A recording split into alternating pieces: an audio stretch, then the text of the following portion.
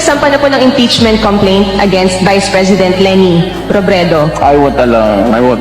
Do you think, sir, may basehan po para ma-impeach nga po siya? What are your thoughts po? Look, you know, we just had an election. Guys, lay off. Let's stop it. Can do other things, but do not tinker with the structure of government.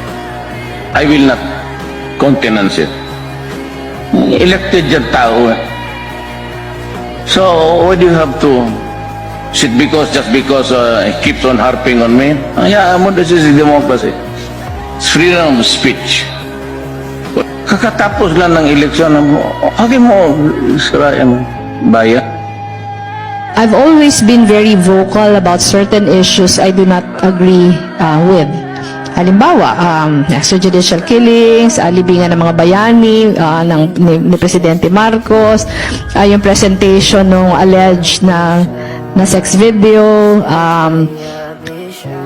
yung bringing back a death penalty, lowering of the age of criminal liability. I've always been very vocal about it. I've been very public with my statements. Pero if there's one thing naman na I'm grateful for, it appears that the President has not taken it against me. And he assured me. Sabi niya naman, ang mahalaga naman, nagkakaintindihan tayo sa mga gusto nating gawin. Sa akin kasi, reassuring yun in the sense na imposible naman yatang we will agree on so many things. Lalo na siguro ako na meron talagang mga issues na I feel so strongly against. And so far I think my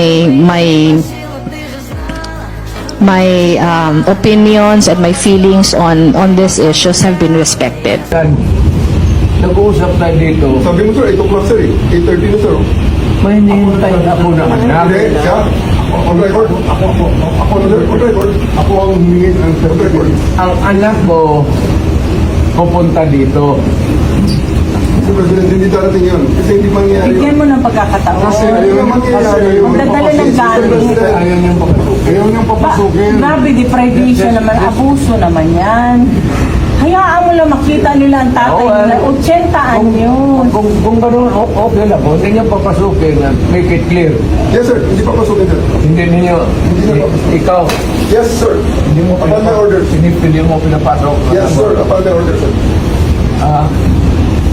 Ang sabi ko, ang abogado ko, ang anak ko na babae, They can visit you at your detention center sir.